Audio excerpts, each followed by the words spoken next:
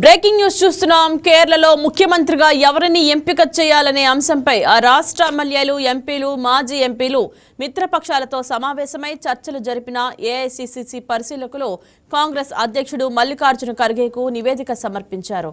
Party ఆదేశానుసారం కేరళకు వెళ్లిన అజయ్ మకేన్, ముకుల్ వాస్నిక్ బుధ గురువారాల్లో అభిప్రాయ సేకరణను పూర్తి చేశారు. పార్టీ ఎమ్మెల్యేలో అత్యధికులు ఏఐసీసీ ప్రధాన కార్యదర్శి కేసీ వేణుగోపాల్ నాయకత్వం వైపు మొగ్గు చూపగా, ప్రజల్లో మటుకు గత శాసనసభలో విపక్ష నేతగా వ్యవహరించిన సీనియర్ నేత వీడి సతీశన్ పేరు ఎక్కువగా వినిపిస్తుంది. ఖర్గేతో సమావేశమైన మకేన్, వాస్నిక్ ఈ విషయాలన్నీ ఆయనకు వివరించారు. సీఎం ఎంపికపై తుది నిర్ణయం తీసుకునే ముందు పార్టీ అధ్యక్షుడు పోటీలో ఉన్న ముగ్గురు నేతలను పిలిచి చర్చిస్తారని తెలుస్తోంది. రాహుల్తో తనకున్న సాన్నిహిత్యాన్ని ఉపయోగించి సీఎం పీఠం కోసం వేణుగోపాల్ గట్టిగా ప్రయత్నాలు చేస్తున్నట్లు సమాచారం.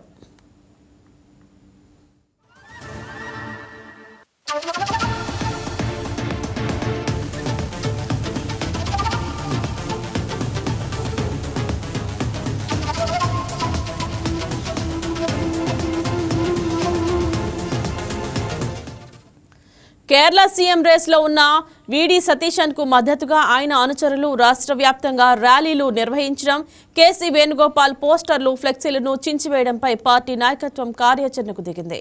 నాయకులకు మద్దతుగా ప్రదర్శనలు నిర్వహించడం, ఫ్లెక్సీలు ఏర్పాటు చేయడం వంటివి చేయవద్దని కేరళ పీసీసీతో పాటు సతీశన్ సైతం కార్యకర్తలను కోరారు.